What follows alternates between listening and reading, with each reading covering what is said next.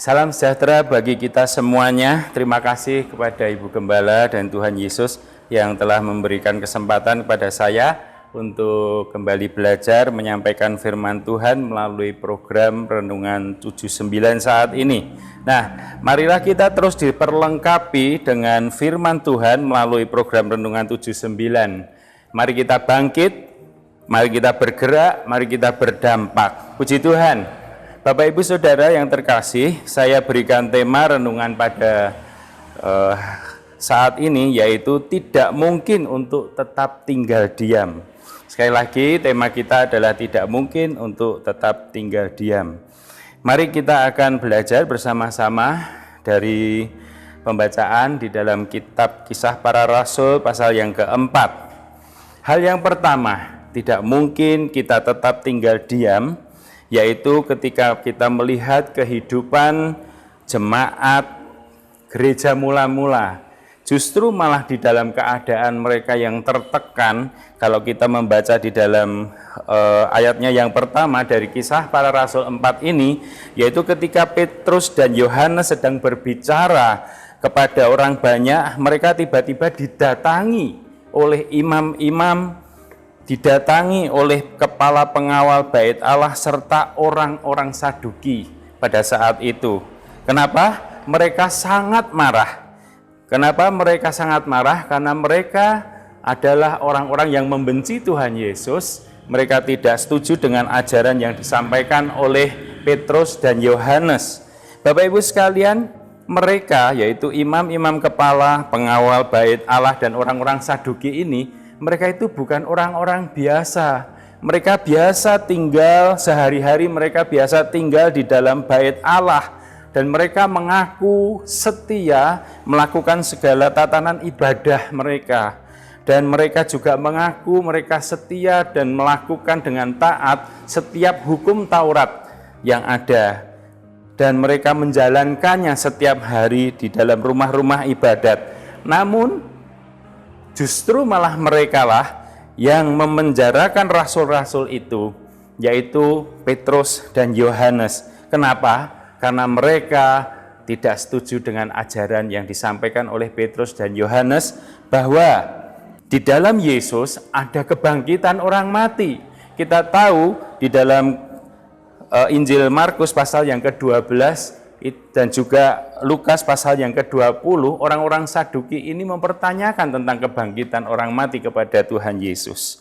Tetapi kita melihat bahwa iman daripada jemaat gereja mula-mula ini tetap teguh. Mereka tidak goyah walaupun ada tantangan yang ada di depan. Nah, oleh sebab itu kita belajar pada hari ini adalah yang pertama, mari kita tetap teguh. Di dalam keadaan apapun kita tetap tidak goyah.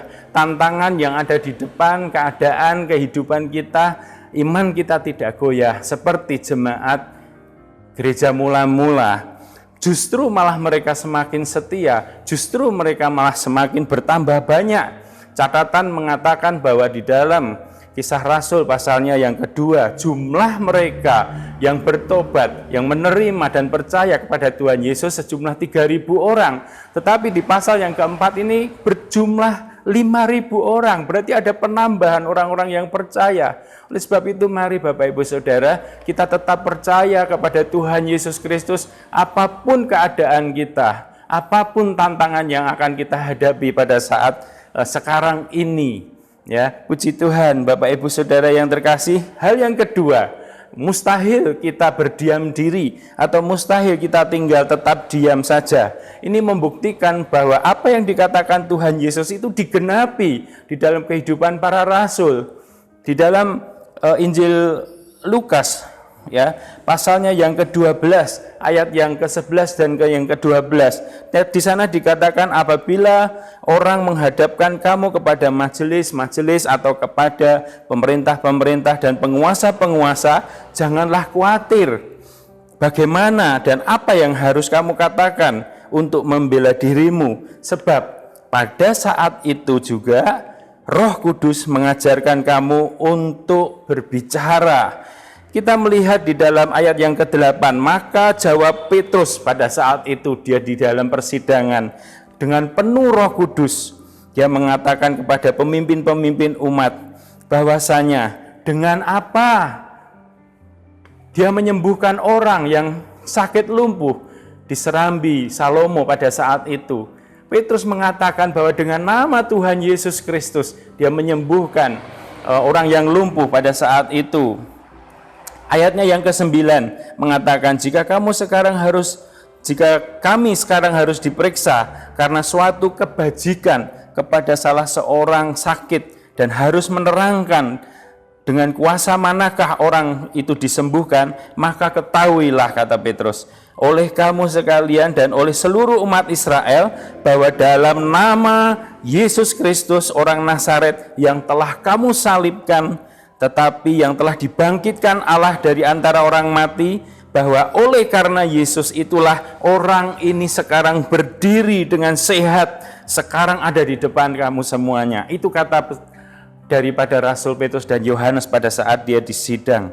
Nah, jadi Bapak Ibu Saudara semuanya, kita tidak perlu khawatir dengan tantangan yang ada di depan kita, keadaan-keadaan kita, sebab Roh Kudus telah dicurahkan. Amin. Puji Tuhan. Roh Kudus ada di dalam hati kita dan dia sanggup menjadi penolong, dia sanggup menjadi mengajar kita, dia sanggup menghibur kita dan sebagainya, seperti yang sudah kita pelajari bersama. Hal yang ketiga yang mau saya sampaikan di sini adalah mustahil kita tetap diam. Karena apa? Karena di dalam nama Yesus ada kuasa dan otoritas, yaitu di dalam nama Yesus ada kuasa dan otoritas untuk menyembuhkan orang sakit. Seperti orang yang lumpuh tadi sudah disembuhkan oleh karena kuasa daripada nama Tuhan Yesus Kristus. Orang yang berdosa diampuni oleh dosanya dan juga mempunyai otoritas untuk menyelamatkan dan memberi hidup yang kekal. Kita baca di dalam ayatnya yang ke-12. Dikatakan di sana, Kisah Rasul 4 ayat yang ke-12, dan keselamatan tidak ada di dalam siapapun juga selain di dalam Dia, sebab di bawah kolong langit ini tidak ada nama lain yang diberikan kepada manusia yang olehnya kita dapat diselamatkan.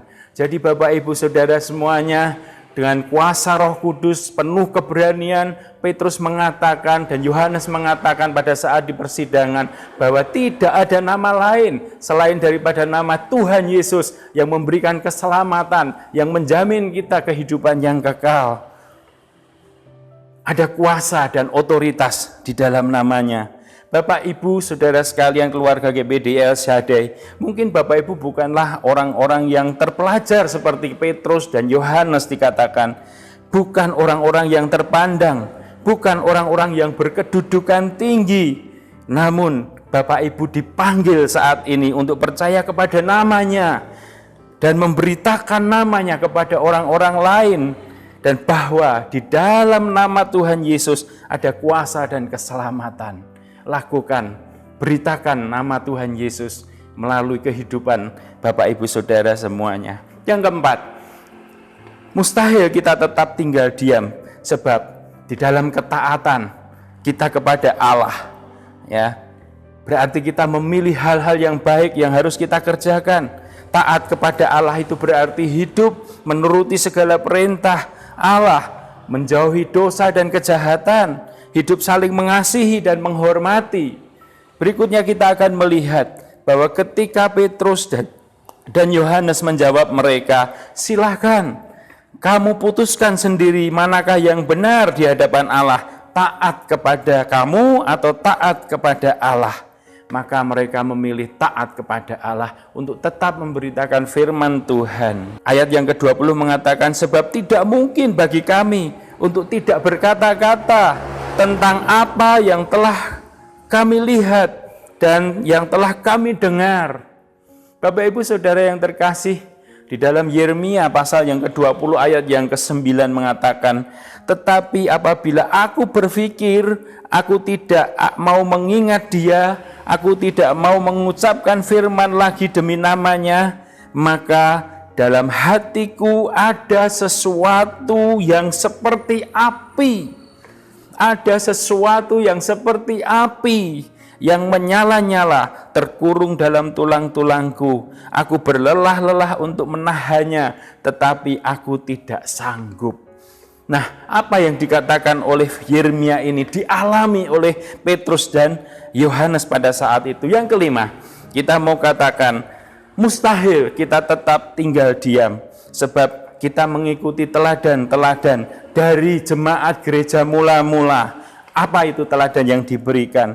Dari jemaat gereja mula-mula kita dapat belajar bahwa saling membantu, saling mendoakan, itu yang dilakukan oleh jemaat gereja mula-mula. Kita akan membaca di dalam ayatnya yang ke-24. Ketika teman-teman mereka mendengar hal itu, ketika mereka itu mendengar apa yang disampaikan Petrus dan Yohanes, berserulah mereka bersama-sama kepada Allah. Katanya, ya Tuhan, Engkaulah yang menjadikan langit dan bumi, laut dan segala isinya. Ayat 29 mengatakan, dan sekarang ya Tuhan, lihatlah bagaimana mereka mengancam kami. Berikanlah kepada hamba-hambamu ini keberanian untuk memberitakan firman-Mu. Bapak Ibu Saudara yang terkasih dalam Tuhan Yesus, mereka tidak meminta rintangan, segala tantangan mereka hilangkan dari hadapan mereka. Namun satu hal yang mereka minta dari Tuhan, yaitu mereka diberi keberanian untuk tetap memberitakan firman Tuhan. Nah, mereka yaitu jemaat gereja mula-mula hidup saling bantu-membantu, karena mereka adalah sehati dan sejiwa. Kita akan baca di dalam ayat yang ke-32.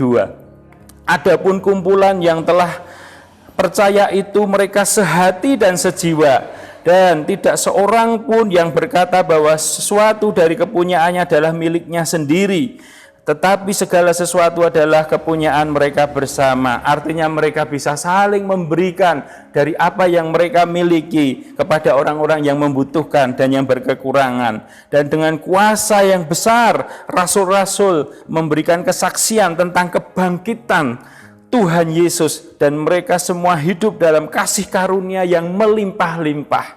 Bapak Ibu Saudara, sama seperti gereja mula-mula mengalami kasih karunia yang berlimpah, orang-orang percaya saat ini, keluarga GPDI LCAD Magelang saat ini dipanggil untuk mengandalkan kasih karunia Tuhan dalam kehidupan kita sehari-hari, dan percaya kepada penyediaan dan kekuatan daripada Allah sendiri, sebab Dialah Jehovah Jireh. Meneladani kehidupan daripada jemaat mula-mula, mereka membangun persekutuan di rumah-rumah. Kita akan melihat di pasal yang kedua, di mana setiap hari mereka bersama-sama berbakti di dalam rumah Tuhan. Mereka bersekutu dalam kelompok-kelompok kecil. Kalau kita sekarang sebut di sekarang ini yaitu dengan grow. Oleh sebab itu saya memanggil melalui kesempatan ini, mari kita bergabung di dalam grow. Ini merupakan satu firman Tuhan dan ajakan gereja mula-mula untuk tetap bersatu dan melakukan persekutuan dalam kelompok yang kecil di rumah-rumah. Dan mereka mengadakan perjamuan dan bersukacita dengan memuji Tuhan. Bapak Ibu Saudara yang terkasih, kehidupan mereka disukai oleh orang-orang di dalam kota, karena keadaan mereka sungguh diberkati oleh Tuhan. Sebagai kesimpulan dan aplikasi dalam kehidupan kita, saya mau katakan, yang pertama, iman kita jangan tergantung kepada keadaan. Yang kedua, tetap beritakan firman Tuhan di tengah tantangan. Yang ketiga, mari kita hidup dalam persekutuan dan saling mengasihi satu dengan yang lainnya. Puji nama Tuhan. Bapak Ibu Saudara yang ingin menyampaikan pokok-pokok doa tertentu dan menceritakan kesaksian baik mujizat, kesembuhan, pemulihan, Bapak Ibu bisa menyalurkannya melalui chat di WhatsApp nomor 081327420088. Terima kasih Bapak Ibu sudah mengikuti renungan 79 saat ini. Tuhan Yesus memberkati kita semuanya. Mari kita berdoa. Terima kasih Tuhan, kami sudah mendengar firman-Mu pada kesempatan saat ini Tuhan. Ajar kami Tuhan untuk bisa Tuhan melakukan segala sesuatu yang diajarkan oleh firman-Mu. Dan kami belajar dari kehidupan jemaat gerejamu mula-mula Tuhan, untuk mereka tetap Tuhan mengandalkan iman dan tidak bergantung kepada keadaan. Mereka tetap memberitakan firman Tuhan walaupun banyak tantangan. Mereka hidup di dalam persekutuan, dalam kasih karunia dan saling memberi dan membantu. Terima kasih Tuhan buat hikmat-Mu, terima kasih buat firman-Mu yang mengajarkan kepada kami. Di dalam nama Tuhan Yesus Kristus, jiwa dari jemaat gereja GPDI El Shaddai Magelang memuliakan-Mu Tuhan, dan hati dari keluarga GPDI El Shaddai Magelang bergembira karena-Mu. Allah Juru Selamat yang Maha Kuasa telah melakukan perbuatan-perbuatan besar kepada seluruh keluarga GPDI El Shaddai Magelang, dan nama-Mu adalah kudus. Rahmat-Mu turun-temurun atas keluarga GPDI El Shaddai Magelang yang takut akan Engkau. Amin.